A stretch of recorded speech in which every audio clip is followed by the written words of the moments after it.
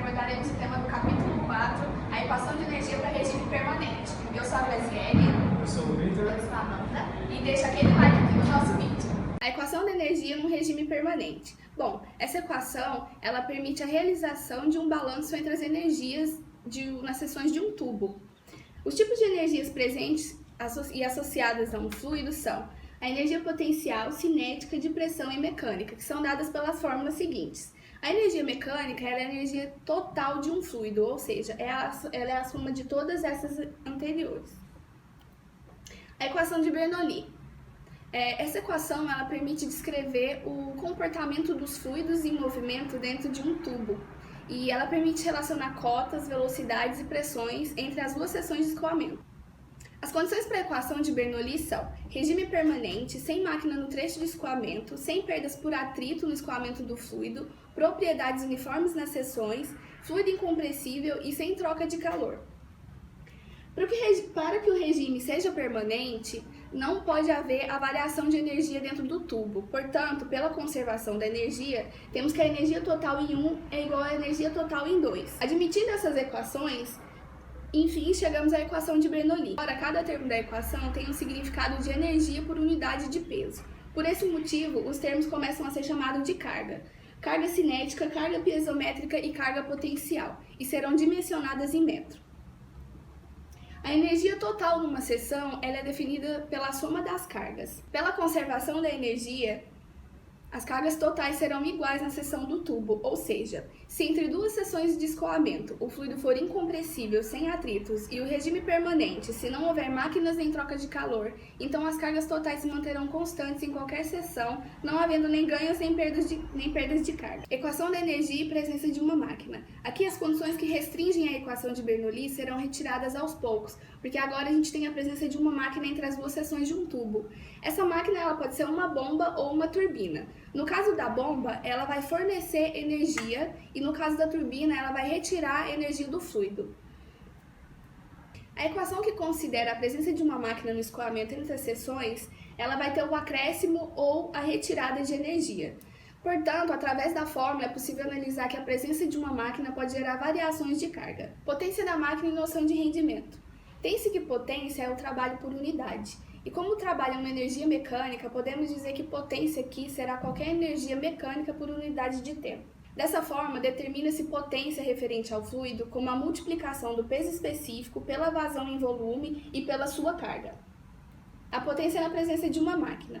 Se for uma bomba, a potência será dada pela divisão da potência recebida pelo fluido pelo rendimento. E no caso da turbina, a potência é dada pela multiplicação da potência cedida pelo fluido e o rendimento da turbina. Bom, pessoal, até agora a gente viu como é que funciona o escoamento para fluidos ideais, mas na prática a gente vai usar os fluidos reais. E nesses fluidos a gente tem algumas perdas de cargas nesse transporte, tá? Entre H1 e H2, a gente vai ter um atrito interno entre as placas da tubulação, ou seja, a gente vai ter uma energia contrária ao movimento da água ou qualquer outro tipo de fluido. Segundo a equação de Bernoulli, para fluidos ideais a gente teria que H1 seria igual a H2, ou seja, a energia em 1 é igual a energia em 2. Mas como a gente está trabalhando com fluidos reais, a gente tem uma dissipação dessa energia durante o transporte, ou seja, H1 vai ser maior que H2.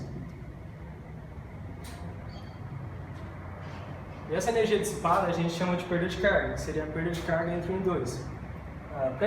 Para equilibrar essa equação, então a gente toma que H1 vai ser igual a H2 mais a perda de carga entre essas duas seções, 1 e 2.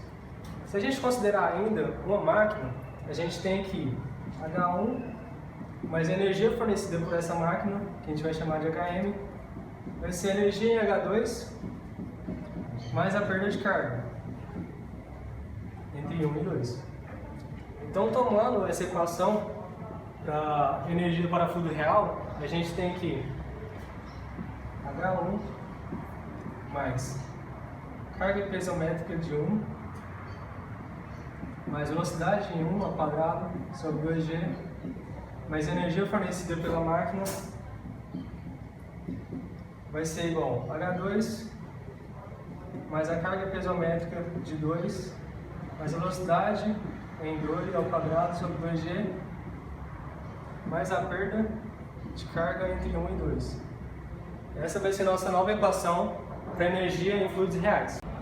Bom pessoal, a partir do que foi visto sobre o atrito entre as placas internas da tubulação, a gente vai ter uma velocidade não uniforme, porque através do princípio da aderência, essas partes em cima, embaixo e ao redor da tubulação, elas vão consumir a velocidade do fluido, ou seja, na parte central a gente vai ter uma velocidade maior e nas extremidades uma velocidade menor. Com isso, a nossa parte da energia, ou seja, o V ao quadrado sobre o G, o pedaço da energia cinética, ela não vai ser mais válida. Para a gente poder corrigir isso, a gente pode usar conceitos de velocidade média, porém multiplicado por um fator de correção, que vai ser o nosso alfa. Levando isso em consideração, nós temos a nova equação de Bernoulli, que seria H1 mais energia piezométrica em 1 mais o nosso alfa 1 vezes a velocidade média em 1 ao quadrado sobre 2G mais a energia da máquina ou da bomba, o nosso HM, vai ser igual a H2 mais energia piezométrica em 2 mais o nosso coeficiente 2, coeficiente de correção, vezes a velocidade média em 2 ao quadrado sobre 2G, mais a nossa perda de carga entre 1 e 2. Ou seja, essa é a nossa nova equação de Bernoulli com velocidade não uniforme. Bom, agora a gente vai ver um conceito um pouco mais simples, da equação da energia para diversas entradas e saídas. Mantendo as hipóteses da equação de Bernoulli, a gente tem que toda a energia que penetra pelo sistema é a mesma que sai, ou seja, o somatório das energias de entrada é igual ao somatório das energias de saída. Se a gente for pegar para estudar um caso em tempo, intervalo de tempo em que foi computada essa entrada e saída, a gente vai ter energia sobre o tempo, que vai ser a mesma coisa de potência do fluido. A gente também pode escrever dessa forma, que é gama e H. Para casos em que a gente tem uma máquina e também a gente tem perda de carga entre 2 pontos, a gente vai ter essa nova forma, que adiciona a potência da máquina e a potência dissipada por atrito. Agora a gente vai ver um pouquinho sobre a interpretação da perda de carga. A existência do atrito no escoamento de um fluido, ela provoca a dissipação da energia, que é a nossa perda de carga, que foi calculado anteriormente. Porém, existem outros fatores que também coincidem com essa perda de carga, que seriam os fatores térmicos, ocasionados pelo atrito entre o fluido e as paredes da tubulação. Existem 2 fenômenos básicos, que seriam o escoamento isotérmico e o adiabático. No isotérmico, a gente tem que, no escoamento de 1 para 2, o atrito gerado entre as paredes do tubo e do fluido, ele gera uma tendência do fluido a se esquentar. Mas como a gente tem um processo isotérmico, ou seja, a temperatura em 1 é igual à temperatura em 2 em qualquer ponto do fluido, haverá uma troca de calor entre o fluido e o meio. Portanto, o calor gerado ao fluido sempre será perdido. Vamos supor agora um escoamento adiabático, ou seja, sem troca de calor. O aumento da temperatura do fluido, ele indica também o aumento da sua energia térmica. Isso é dado pela seguinte forma: I é igual ao calor específico vezes temperatura sobre a gravidade. Devido ao atrito, a temperatura em 2 vai ser maior que a temperatura em 1. Juntando as duas formas, a gente obtém que a perda de carga final vai ser igual a I2 menos U menos Q. Levando em consideração tudo que a gente viu nesse capítulo, a gente chega então à equação de energia geral para regime permanente, que é essa que vocês podem ver aqui. Nada mais é do que a primeira lei da termodinâmica para sistema aberto ou volume de controle. Vou fazer com vocês 2 exercícios usando a equação de Bernoulli. O primeiro é sobre escoamento ideal. Determina a velocidade pela qual a água escoa por um orifício na parede de um reservatório. Nós consideramos aqui em cima como ponto 1 e aqui como ponto 2. Então, vamos fazer a equação de Bernoulli, que é a altura de 1 mais a energia piezométrica de 1 mais a velocidade de 1 ao quadrado sobre 2G, que é igual à altura de 2 mais a energia piezométrica de 2 mais a velocidade de 2 ao quadrado sobre 2 vezes a gravidade. Nós consideramos aqui o nosso plano horizontal de referência. Então, para a altura de 1, nós vamos pegar o ponto 1 até a referência, que é H. Então, H, como o nosso ponto 1 ele está na atmosfera, nós vamos considerar que ele vai a 0. A nossa velocidade 1 ela vai ser desprezível, porque a área de 1 ela é bem maior do que a área de 2. A altura 2, como ela está no plano de referência, ela também vai ser 0. Assim como o 1 que está na atmosfera, o 2 também está, então também vai ser 0. Agora vai ficar H1, que é igual a velocidade de 2 ao quadrado sobre 2G. Como o exercício pede a velocidade, a gente vai isolar a velocidade. Então, vai ser H1 vezes 2G. Então, a velocidade vai ser raiz de H1 vezes 2 vezes a gravidade. Bom, vamos para o segundo exercício. Um túnel aerodinâmico projetado para que na seção de exploração A veia livre de seção quadrada 0,2 metros tenha uma velocidade de 30 metros por segundo. As perdas de carga entre A e 0 e entre 1 e A são de 100 metros cada. Calcule as pressões nas seções 0 e 1 e a potência do ventilador.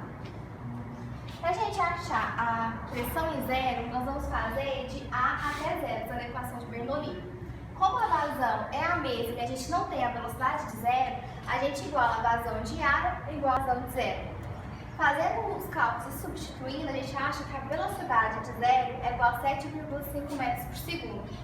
Jogando na fórmula de Bernoulli, a altura de A, como a gente tem um plano na vertical, a nossa altura de A quanto a nossa altura de 0 vai ser 0. Nosso ponto A, ele está aqui, bem nessa parte aqui, e é aberto. Então, a gente tem uma pressão atmosférica, que a gente vai considerar também igual a 0. Substituindo os valores, a gente acha que a carga piezométrica é igual a menos 57,8 metros. E a nossa pressão, 0, que é a que a gente quer, é igual a menos 734 pascal. A gente vai fazer a mesma coisa que a gente fez aqui, só que agora de A até 1. Assim como de A até 0, a altura, quanto de A quanto de 1, também vai ser 0, por conta do plano.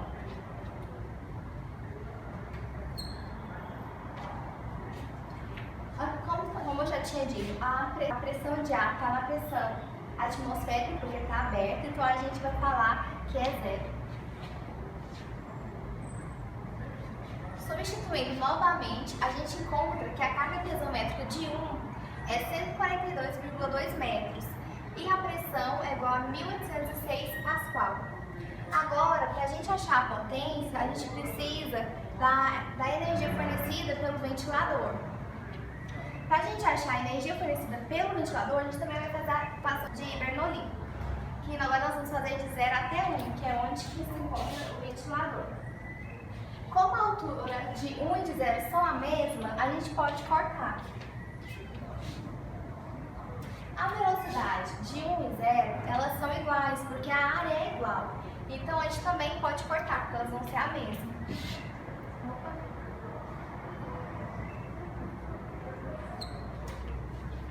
Agora, para achar a energia do ventilador.